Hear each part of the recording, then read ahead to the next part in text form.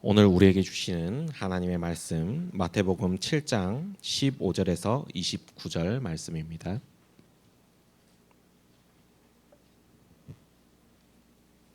15절 제가 읽겠습니다. 거짓 선지자들을 삼가라. 양의 옷을 입고 너희에게 나아오나 속에는 노략질하는 일이라. 그들의 열매로 그들을 알지니 가시나무에서 포도를 또는 엉겅퀴에서 무화과를 따겠느냐. 이와 같이 좋은 나무마다 아름다운 열매를 맺고 못된 나무가 나쁜 열매를 맺나니 좋은 나무가 나쁜 열매를 맺을 수 없고 못된 나무가 아름다운 열매를 맺을 수 없느니라. 아름다운 열매를 맺지 아니하는 나무마다 찍혀 불에 던져지느니라. 이러므로 그들의 열매로 그들을 알리라. 나더러 주여 주여 하는 자마다 다 천국에 들어갈 것이 아니요 다만 하늘에 계신 내 아버지의 뜻대로 행하는 자라야 들어가리라. 그 날에 많은 사람이 나더러 이르되 주여 주여 우리가 주의 이름으로 선지자 노릇하며 주의 이름으로 귀신을 쫓아내며 주의 이름으로 많은 권능을 행하지 아니하였나이까 하리니.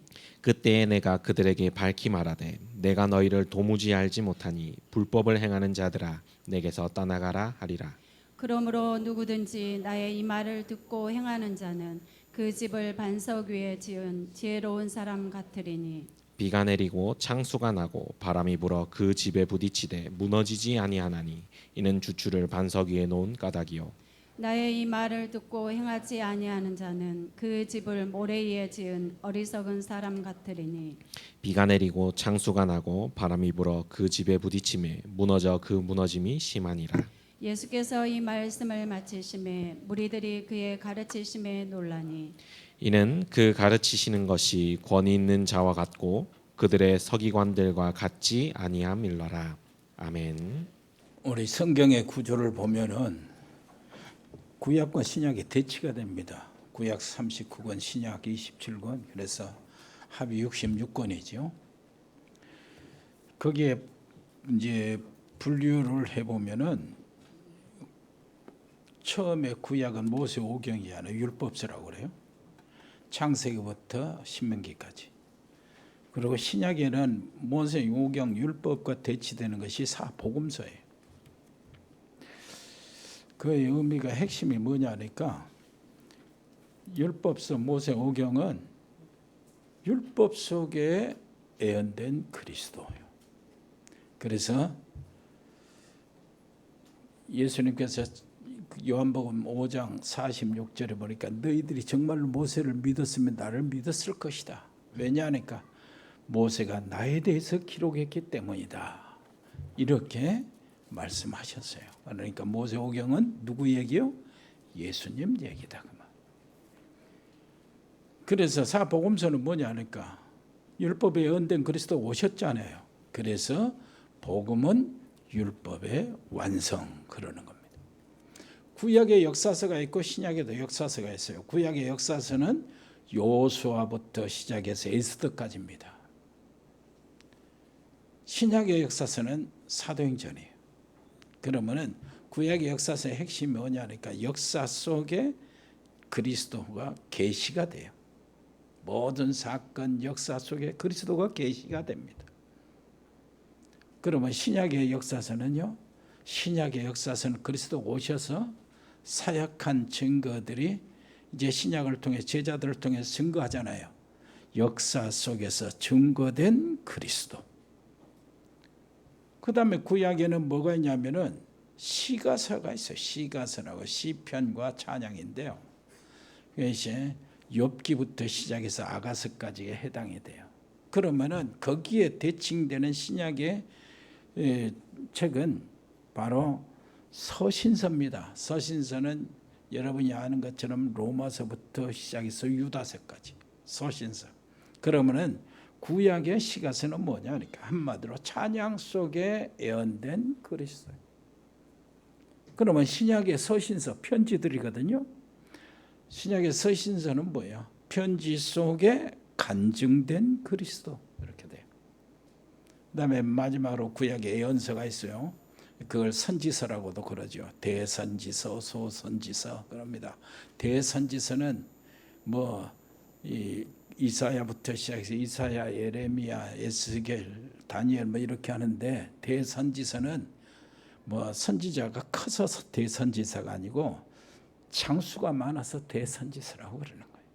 그리고 장수가 적은 책들은 소선지서라고 그래요. 그러면은 선지서의 핵심이 뭐냐?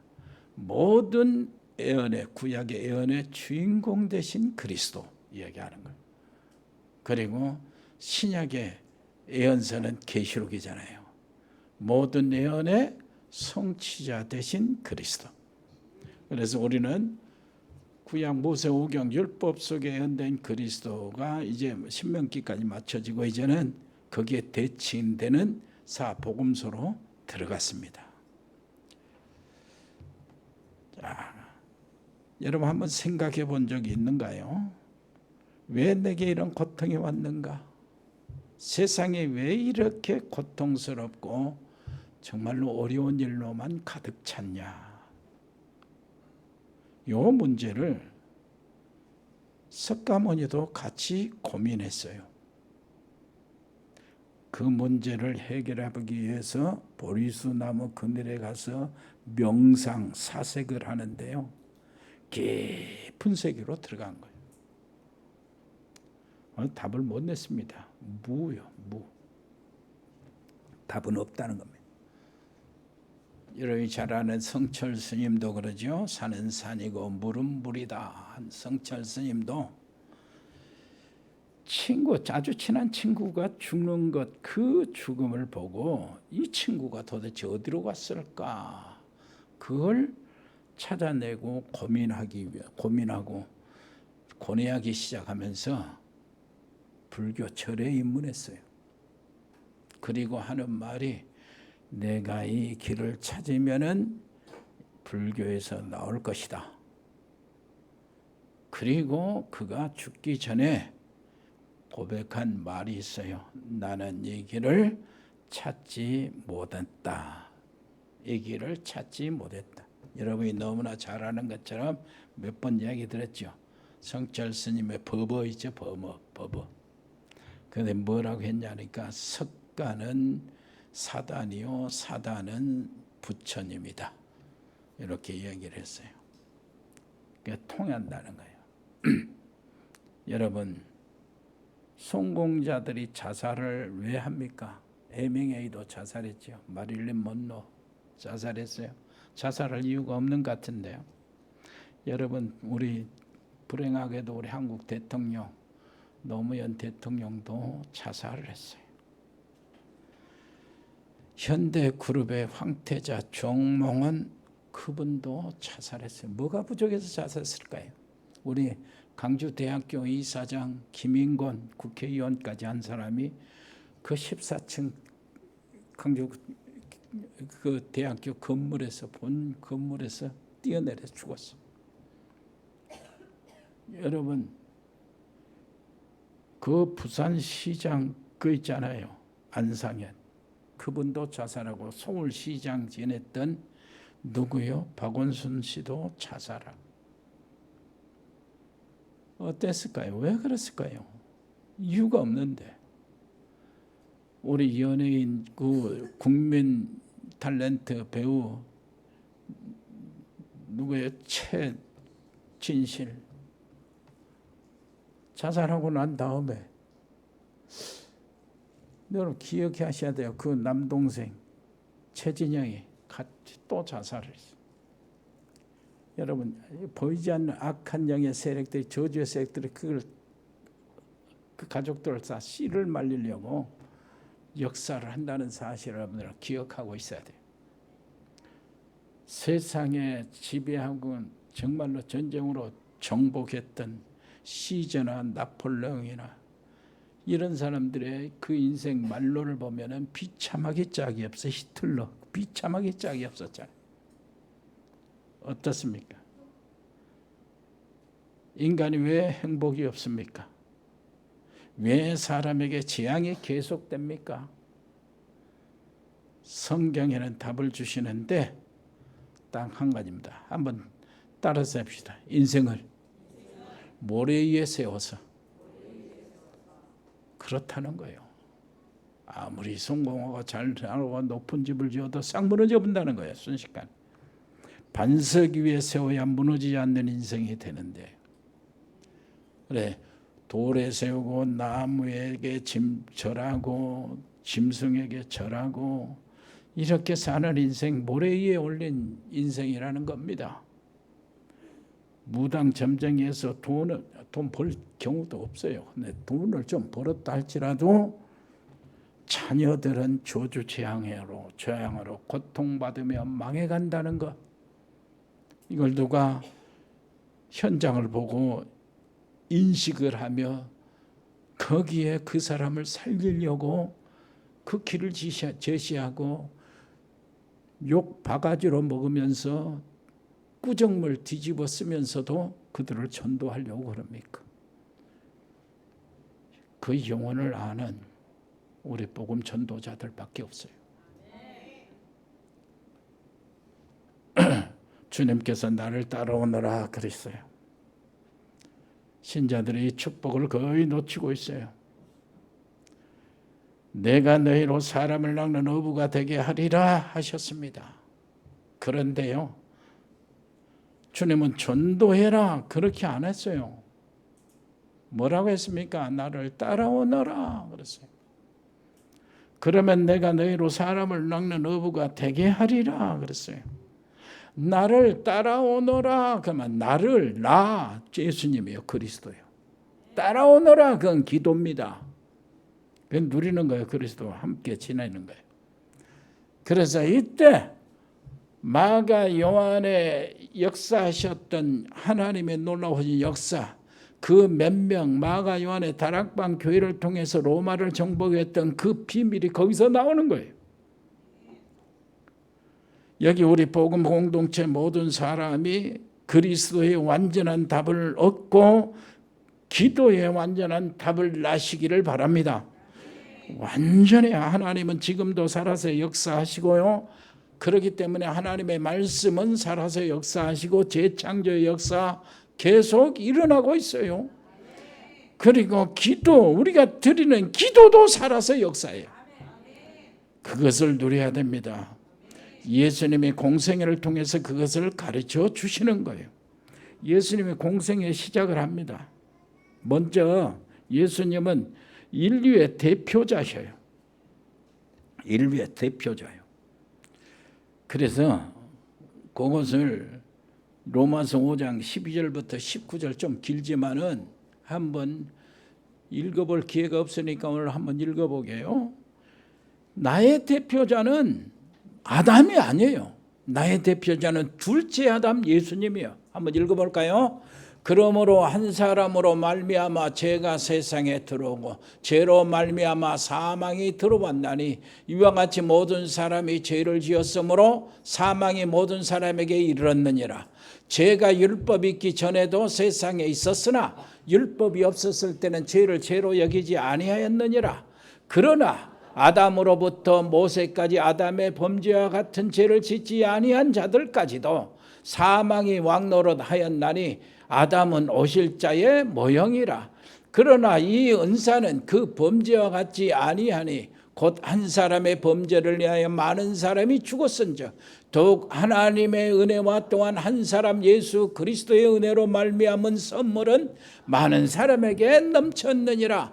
또 이 선물은 범죄한 한 사람으로 말미암은 것과 같지 아니하니 심판은 한 사람으로 말미암아 정죄에 이르렀으나 은사는 많은 범죄로 말미암아 의롭다심에 이르렀느니라. 한 사람의 범죄로 말미암아 사망이 그 한 사람을 통하여 왕노릇하였은즉 더욱 은혜와 의의 선물을 넘치게 받는 자들은 한 번 예수 그리스도를 통하여 생명 안에서 왕노릇하리로다. 그런즉 한 범죄로 많은 사람이 정죄에 이른 것 같이 한 의로운 행위로 말미암아 많은 사람이 의롭다 하심을 받아 생명에 이르렀느니라. 한 사람이 순종하지 아니함으로 많은 사람이 죄인 된 것 같이 한 사람이 순종하심으로 많은 사람이 의인이 되리라. 대표를 이야기해. 대표. 아담이 대표예요. 그리고 예수님은 둘째 아담으로 대표로 왔어요. 나의 대표는 아담이 아니고 두 번째 아담 예수님이셔요. 그 속에 우리가 들어와 있는 거예요. 이제 대표가 아담이 아니에요. 그래서 인류의 두 대표를 이렇게 표현하는 겁니다. 그런데 이 두 번째 아담 대표로 오셔가지고 두 번째 대표로 오셔가지고 예수님이 하시는 일이 먼저 세례를 받으신 거예요. 죄가 없는 예수님이 왜 세례를 받으셨습니까?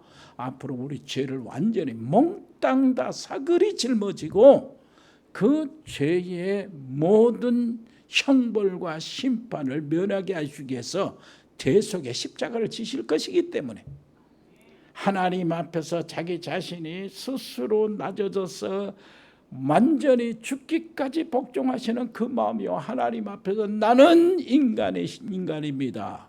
무슨 말인지 알겠죠?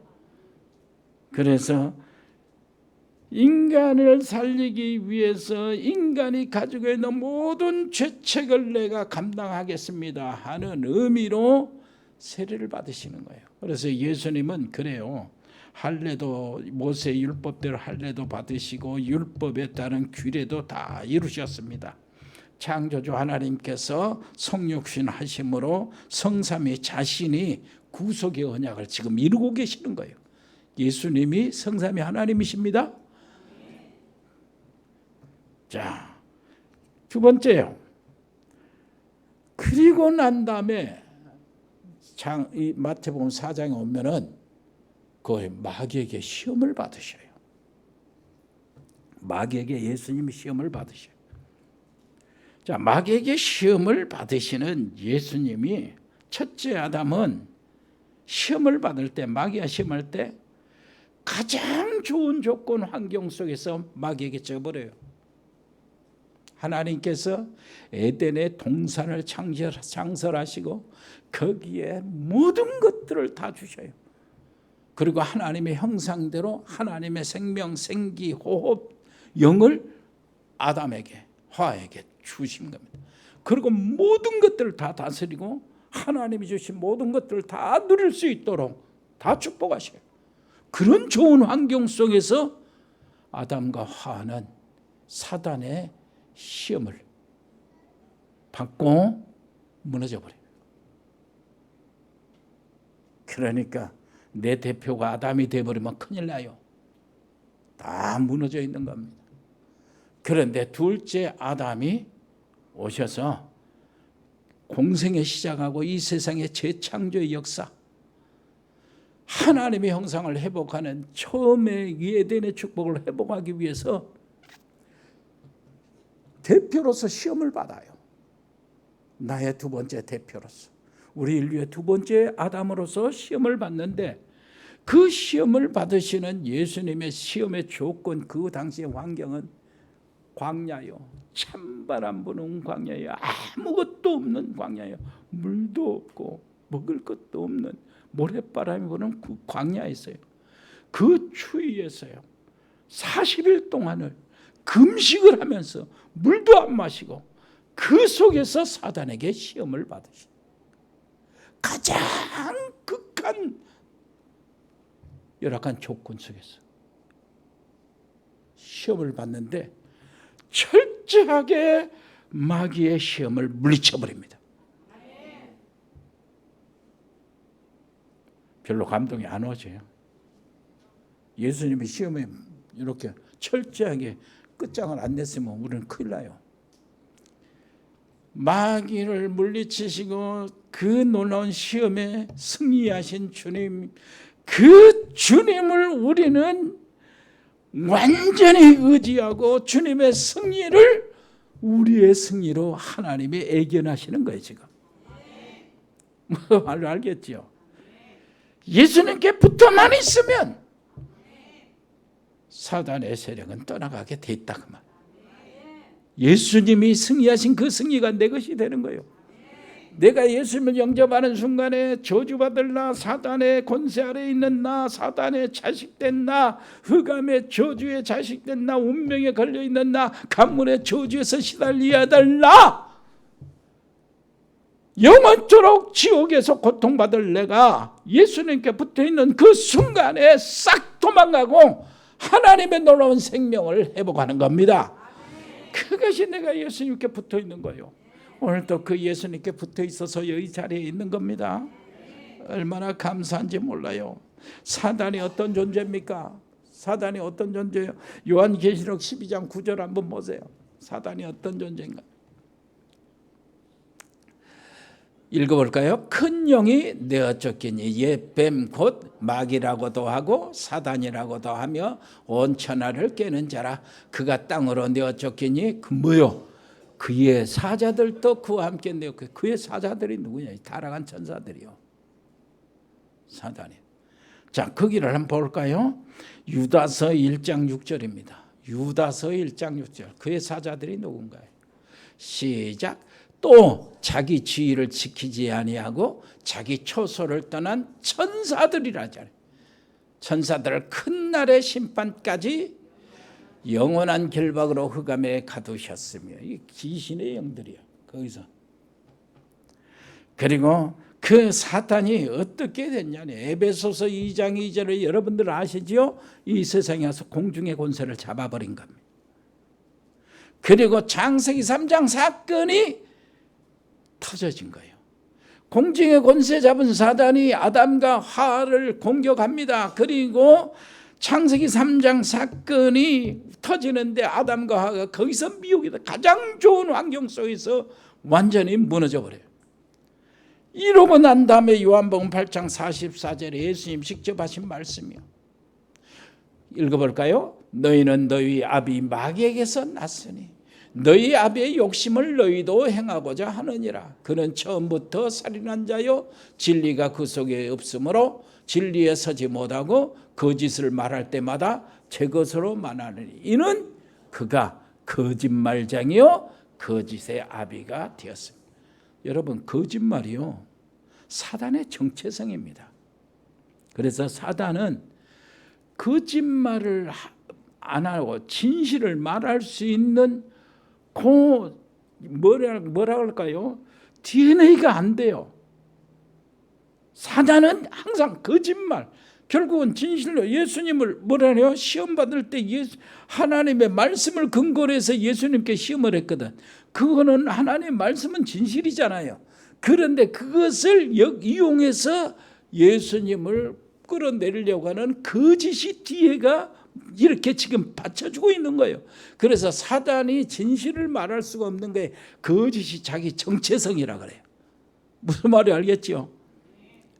사단은 그렇습니다. 얼마나 사람을 미혹하고 아주 최고의 단수가 있어요. 그래서 세상 사람들에게 뭘 주냐? 종교를 만들었는데 제시하는 거예요. 착하게 살고 열심히 살고 부지런하게 살고 아끼고 살고 전략하고 살고 부모를 공격하고 살고, 무슨 말인지 알겠죠? 조상들에게 제사 잘 지내고 살고, 이게 다 종교. 사단이 이것을 그 사람들이 인류가 거절할 수 없는 그 근거를 주는 거예요. 결국은 그걸 줘가지고 뭐랍니까? 하나님을 안 만나도 된다. 하나님을 만나는 길, 그리스도를 붙잡지 않아도 된다. 그리스도가 사실은 너에겐 필요가 없다. 네가 붙여요. 네가 신이요. 네가 우주의 중심이 된다. 무슨 말인지 알겠지요? 이렇게 나간다네. 그래서 이 3단체의 모든 그 캐치프레이가 그거예요. 여러분, 요한복음 12장 31절 보세요. 이때부터 사단은 어떻게 되니까 이제 이 세상에 대한 심판이 이르렀으니 이 세상의 임금이 세상 임금으로 예수님이 인정을 하고 있어요. 왜 그러죠? 아담과 하와에게 모든 만물을 다 맡겼는데 아담과 하와가 사단에게 굴복을 했기 때문에 사단도 정상적으로요. 사단도 자기 자신을 정통성 있게 뺏어간 거예요. 그러니까 아담과 하와의 모든 축복을 사단이 뺏어간 게 그 정당 주장을 하는 거예요. 내 것 아닙니까? 하나님이 아담에게 주셨는데 아담이 나한테 굴복했으니까, 아담이 나한테 종이 됐으니까 이건 내 거 아닙니까? 이렇게 이야기하는 거예요. 그래서 예수님을 시험할 때 누가복음에서는 그것은 내게 준 것이므로 네가 나한테 절하면 내가 주겠다, 그렇게 말한다고 사단이 말을 하고 있어요. 무슨 말인지 알겠죠? 하나님 앞에 함부로 말을 못하니까. 그래서 이 세상 임금 노릇합니다. 이 사단은 고린도후서 4장 4절 한번 읽어보세요. 고린도후서 4장 4절 시작. 그 중에 이 세상 신이 믿지 아니하는 자들의 마음을 혼미하게 하여 그리스도의 영광의 복음의 광채가 비치지 못하게 하매니 그리스도는 하나님의 형상이, 하나님의 형상을 찾지 못하도록, 그리스도를 만나면 하나님의 형상을 회복하거든요. 그걸 찾지 못하고 혼미케 하는 영으로 풀어나가요. 그리고 11장 14절 고린도후서 11장 14절 한번 보세요. 이것은 이상한 일이 아니니라. 사단도 자기를 뭘로요? 광명의 천사로 가정한다. 속지 마시기를 바랍니다. 데살로니가 후서 2장 9절부터 11절 한번 읽어볼까요? 데살로니가 후서 2장 9절로 11절 9절부터 11절 거기 보면 그렇게 써 있어요. 거짓 표적 능력으로 사단이 인간을, 우리를 무너뜨린다는 거예요. 거짓과 표적을 또 불을 위해서 내리는 표적을 보이면서 무너뜨린다는 거예요. 베드로전서 5장 7절로 8절. 그러면 사단이 어떻게 하는가? 베드로전서 5장 7절로 8절 시작. 너희 염려를 다 주께 맡기라. 이는 그가 너희를 돌보심이라. 근신하라, 깨어라. 너희 대적마귀가 우는 사자같이 두루 다니며 삼킬 자를 찾나니. 그랬어요. 두루 다니며 우는 사자처럼, 먹이를 찾는 사자처럼 삼킬 자를 찾고 다닌다는 거예요. 무슨 말인지 알겠어요? 그래서 야고보서 4장 7절 한번 따라서 합시다. 그러므로 마귀를 대적하라. 대적하면 너희를 피하리라. 무슨 말인지 알겠죠? 이 사단의 역사는 지금도 보이지 않게 역사하고 있어요. 그렇다면은, 그래서 우리가 예수님이 사단의 시험을 이기고 공생애를 시작하시고 제자를 부르신 건, 우리를 부르신 거 그거 똑같아요. 그래서 우리는 그리스도 안에 붙어 있으면 사단의 세력을 꺾는 거예요. 그래서 예수님이 그 제자 부르심마다 70인 제자요, 12제자도 아니고 70인 제자 부르심마다 2사람씩 현장을 내보내면서, 이 2사람이 현장들이 나가서 70인 제자들이 현장에 나가서 현장에서 일어난 일들이 너무 놀라가지고요, 예수님께 보고합니다. 주님, 귀신들이 우리 앞에서 주의 이름으로 막 굴복하고 엎드리던데요. 그러니까 예수님이 하신 말씀, 내가 사단이 하늘로부터 번개처럼 떨어지는 걸 보았다는 거예요. 이제 너희들이 그것을 체험하고 있는 그 자체가 사단은 세력을 잃고 있다는 거예요. 무슨 말인지 알겠어요? 그런데 그것으로 인하여 주님은 뭐라고 하냐? 야, 그것 때문에 막 귀신이 너희들에게 복종한 것, 그것이 기뻐할 일인데 그것으로만 만족하지 마라. 진짜는 뭐냐? 누가복음 19장 20절. 누가복음 10장 20절. 누가복음 10장 20절. 그러나 읽어봅시다. 그러나 귀신들이 너희에게 항복하는 것으로 기뻐하지 말고 너희 이름이 하늘에 기록된 것으로 기뻐하라. 그 증거가 우리가 지금 하늘에 호자에 우리의 호적이 올라가 있다는 거예요. 그러니까 걱정할 거 없죠. 그리고 이 사단을 이기고 난 다음에 주님이 제자를 부르신 겁니다. 제자들을 부르신 거예요. 그래서 마태복음 4장 19절 보니까 뭐라게요? 나를 따라오너라. 내가 너희를 사람을 낚는 어부가 되게 하리라.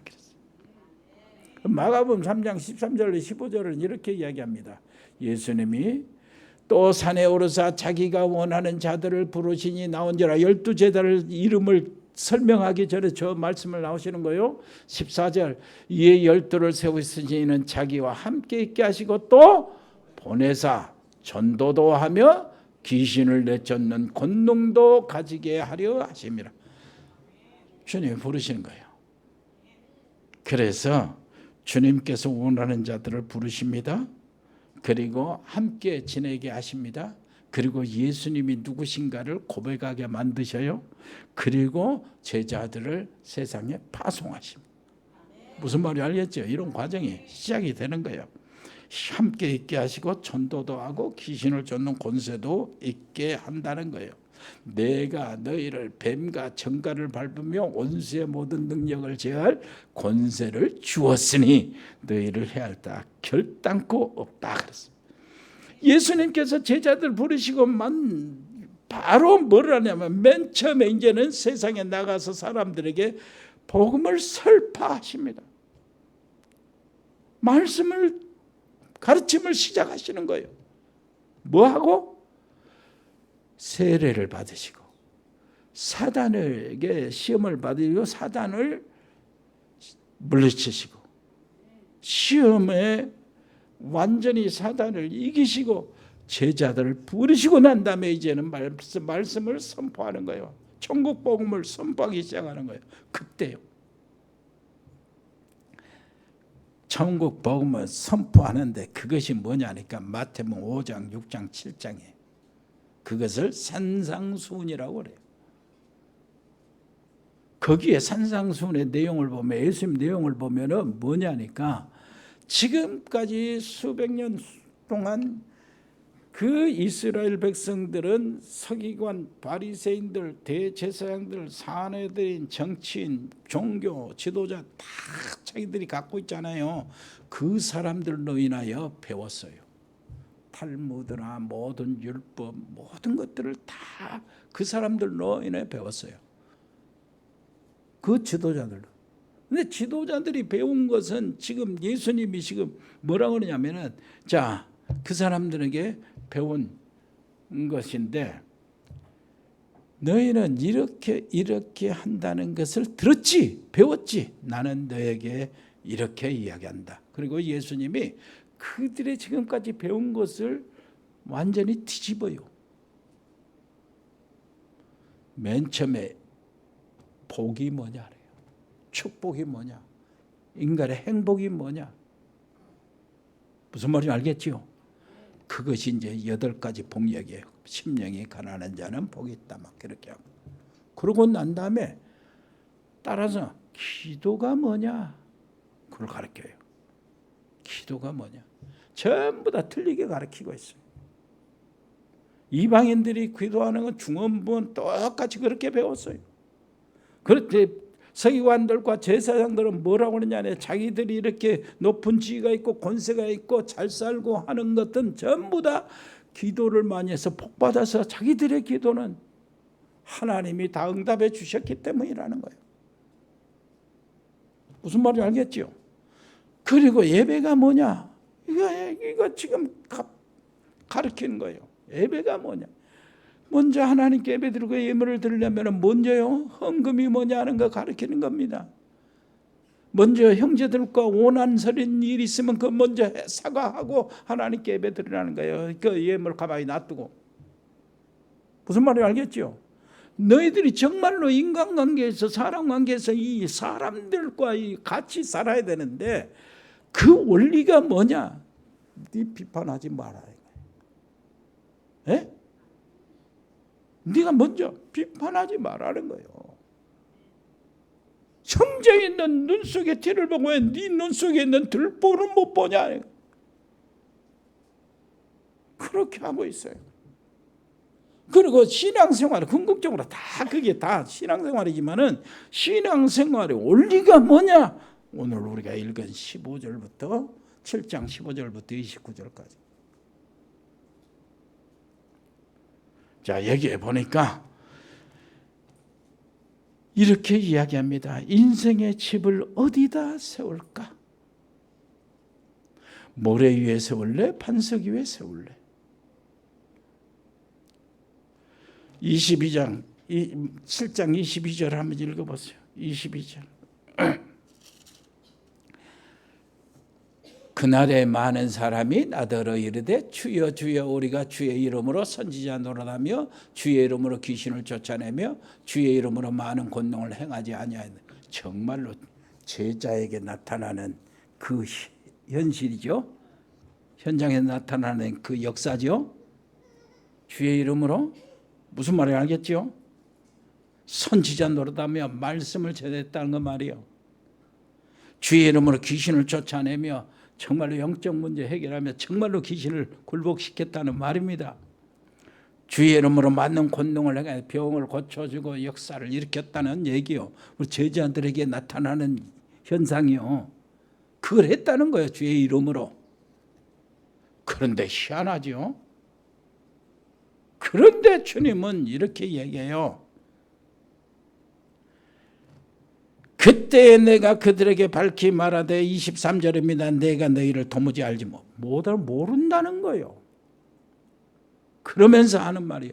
이 불법을 행하는 자들아 내게서 떠나가라.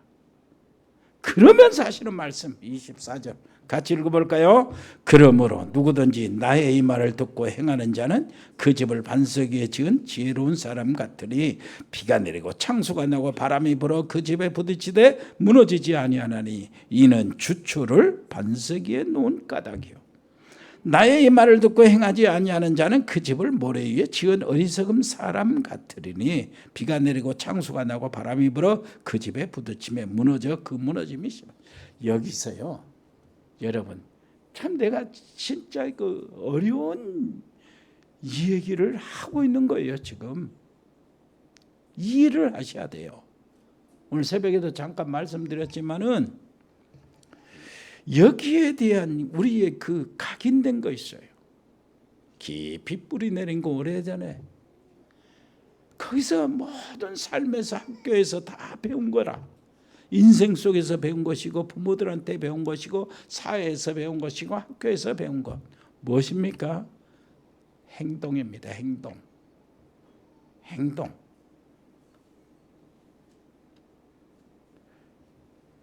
그래서요 여기에서 여러분 꼭 그것을 오늘 이것만 조금만 깨닫고 그걸 붙잡고 하면은 응답이 시작이 될 겁니다. 아마. 뭐냐니까 지금 우리 주님께서 말씀하시는 말씀은 내 행위를 지금 이야기하는 게 아니다는 거예요. 왜 그런 줄 아세요? 결론을 보면은 그래요. 28절 산상의 모든 말씀들을 다 끝내고요. 사람들이 이구동성으로 주님을 평가하고 있어요. 사람들의 느낌이 무엇인가요? 제자들과 그 모인 군중들이 그 말씀을 듣던 사람들이 산상수훈의 결론을 내리고 있어요. 28절 29절 시작. 예수께서 이 말씀을 마치시매 무리들이 그의 가르치심이 놀라니 이는 그 가르치시는 것이 권위 있는 자와 같고 그들의 서기관들과 같이 서기관들이 같지 않다는 거예요. 그것이 킵니다. 그렇다면은 정말로 이렇게 하나님의 놀라우신 그 든든한 반석 위에 내가 인생을 집을 싸워가는 것이 뭐냐 했을 때 한마디로 결론이 나요. 내가 누구의 가르침을 받냐? 서기관의 가르침을 받냐? 바리새인들 대제사장들의 가르침을 받냐? 예수님의 가르침을 받냐? 복음을 듣냐? 율법을 듣냐? 그 말이에요. 율법주의를, 율법은 하나님의 말씀이니까 잘 배워야 돼요. 율법주의를 따라가냐? 내가 복음을 따라가냐? 그 말이에요. 무슨 말인지 알겠어요? 이것이 먼저 우선순위라니까. 이것이 먼저. 내 행위는 그 다음이에요. 그것도 행위도요. 주님이 내게 주신 거저 주신 하나님의 은혜 공로가 아닙니다. 그래서 내가 이 찬송 204장도 찬송을 합당하지만 그 찬송을 짚지 않았어요. 고르지 않았어요. 왜냐하면 세운 공로 따라서 영영 사는 걸 준다고 하니까 공로로 구원받는 게 아니거든. 청교도 신앙에 이제 넘어온 겁니다. 그게 무슨 말인지 알겠어요? 인간의 자기의 공로로 넘어온 것 아니요 행위에 따라서 그 말씀을 지키는지 말씀을 듣고 행하는 자, 행하는 그 행위는 내가 하나님이 원하시는 율법을 지키고 그리고 도덕성을 가지고 윤리적인 삶을 살고 이렇게 지키는 그 행위가 아니고 주님이 주시는 거저 주시는 은혜를 받아들이는 믿음의 행위를 이야기하는 거예요. 그래서 주님의 말씀을 듣냐 저 서기관들의 말을 듣냐 이것이 이제 먼저라니까요. 문맥을 보면 그래요. 결론을 내리면 그렇잖아요. 그래서 요 말은 오늘 말씀은 구원이에요. 구원에 대해서요. 네 인생 추초를 뭐냐 반석이냐 모래냐. 그리고 여 비슷한 얘기가 고린도전서 3장에 나와요. 한번 찾아보세요. 고린도전서 3장 10절부터 자 한번 보세요. 10절 한번 읽어보세요. 내게 주신 하나님의 은혜를 따라 내가 지혜로운 건축자와 같이 터를 닦아둠에 다른 이가 그 위에 세우나 그러나 각각 어떻게 그 터 위에 세울까 조심. 어떻게 그 터 위에 세울까 조심하라. 11절 이 닦아둔 것 외에 능히 다른 터를 닦아둘 자가 없으니 이 터는 누구라? 예수 그리스도예요. 예수 그리스도가 이 터 위에 우리가 이제 삶을 시작하는 거예요. 그건 구원받은 자의 삶입니다. 이제 거기에서 이제 삶이 시작된 신앙 생활이 시작이 되는 거예요.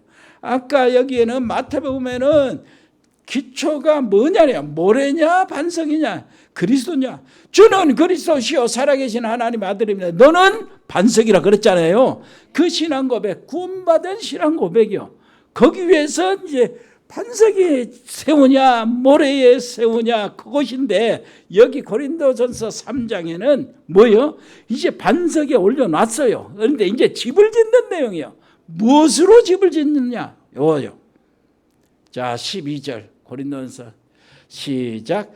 만일 누구든지 금이나 은이나 보석이나 나무나 풀이나 집으로 이 터 위에 세우면 각 사람의 공적이 나타날 터인데 그날의 공적을 밝히리니 이는 불로 나타내고 그 불이 각 사람의 공적이 어떠한 것을 시험할 것입니다. 만일 누구든지 그 위에 세운 공적이 그대로 있으면 상을 받고 누구든지 공적이 불타면 해를 받으리니 그러나 자신은 구원을 받되 불 가운데서 받은 것 같으리라. 구원은 받았잖아요. 그러나 신앙생활이 풀이냐 나무나 집이냐. 처음에는 이제 주초가 모래냐 반석이냐 했을 때는 물이 와서 공격을 하는데 이제는 집이냐 반석이냐 집이냐 풀이냐 나무냐 금이냐 은이냐 보석이냐 여기에 따라서 불이 이제는 시험을 하고 치고 들어오는데 나무 풀 다 타버리잖아요. 타버리는데 그러면 구원의 얘기가 아니에요. 구원은 이미 그리스도 안에서 반석에 세워졌으니까 받는데 불 가운데서 얻는 구원. 그것을 소위 말해서 부끄러운 구원이라고 합니다. 하나님 나라에 뭐 의미가 없어요. 내 인생이 그렇게 부끄러워지는 거예요. 하나님 이렇게 하는 겁니다. 죄송합니다. 이렇게. 여러분 우리는 그렇게 안 살아야 되잖아요. 구원도 오직 그리스도. 무슨 말인지 알겠죠? 집 짓는 것도 오직 복음. 그렇게 해서 승리하실 줄 믿습니다. 그렇게 해야 돼요. 서기관들의 가르침을 받을 거냐 예수님을 가르침을 따를 것이냐. 예수님의 가르침을 제일 잘 따른 사람이 사도 바울인데 그거 한번 보세요. 사도 바울은 거기 예수님과 같이 공생에 같이 있지도 않았어요. 예수님 십자가 못 박히실 때 그리고 부활하신 예수님 만나지도 않았어요. 그리고 이 마가 다락방에서 성령의 강림이 있을 때 그것도 거기서도 있지를 않았어요. 그런데 부활하신 예수님을 사도행전 19장에 한번 만나고 다메섹 도상에서 만나고 난 다음에 자기 인생을 재해석을 하는데 완전히 바꿔진 거예요. 그리고 난 다음에 사도 바울은 말만 하면은 에베소서 1장 1절부터 14절까지 딱 보니까 그리스도 안에서, 예수 안에서, 그 안에서, 예수 그리스도 안에서 이렇게 하는 말이 14절 중에 12번이나 사용을 하고 있어요. 그의 현주소는 그리스도 아니었어요. 무슨 말인지 알겠죠? 오직 그리스도를 제일 누리고 부활의 역사, 십자가의 비밀을 그분 증거하는데 자기 생명을 조금도 아끼지 않고 해나간 것입니다. 거기에서 하나님의 놀라우신 역사를 이루는 로마 복음화의 기초를 닦는 이 사도의 놀라운 반열에 들어간 거예요. 여러분, 그리스도를 완전히 승리하시기를 바랍니다. 다른 거 없어요. 성령 충만이 뭡니까? 성령 충만이 뭐냐 했을 때 이게 능력하고 병을 고치고 귀신이 쫓겨나가고, 그게 기준이 아니에요. 성령 충만의 기준은, 진짜 기준은 오리지널 성령 충만했던 마가 요한의 다락방 오순절, 그때 사람들을 보면은 알아요. 그때 사람들은 성령 충만하고 난 다음에 어떤 일이 벌어졌습니까? 모든 두려움에서 해방받았어요. 어떤 해방을 받았어요? 진짜 해방을 받았는데 그거예요. 예수님이 십자가에 못 박힌 사건은 별로 증거할 필요가 없어요. 그 당시에는 사실이니까. 그분은 부활하셨다, 이 증거로 생명을 걸었어요. 무슨 말인지 알겠죠? 그분이 예루살렘과 온 유대와 사마리아와 땅끝까지 아시아, 마게도니아, 로마까지 복음을 전하는 그 일에 생명을 걸었다니까요. 순교를 걸었어요. 그것이 성령 충만이요. 그분은 다시 오신다는 증거의 생명을 거신 겁니다. 그게 초대교회 성도들의 성령 충만. 여러분, 성령 충만. 옆에 사람이 합시다. 성령 충만. 그리스도 충만. 무슨 말인지 알겠죠? 하나님 아버지 은혜를 감사드립니다. 그리스도의 놀라우신 비밀을 온전히 누리며 그 속에서 완전히 승리하는 저들 되게 주옵시고, 아버지 하나님이여, 무엇을 하든지 누구를 만나든지 어디를 가든지 그리스도가 나를 속에, 내 발걸음 속에서 나타나게 주옵소서. 예수 그리스도 이름으로 기도합니다. 아멘. 주 예수 그리스도의 은혜와 아버지 하나님의 크고 놀라우신 사랑과 성령의 교통하심이 여기 복음의 사람들 머리 위에, 믿음의 사람들 가정 위에, 하나님의 사람들 현장과 사역 현장과 사업 현장과 직장 현장 속에, 우리 렘넌트 학원 속에 영원토록 함께 계실지어다. 아멘.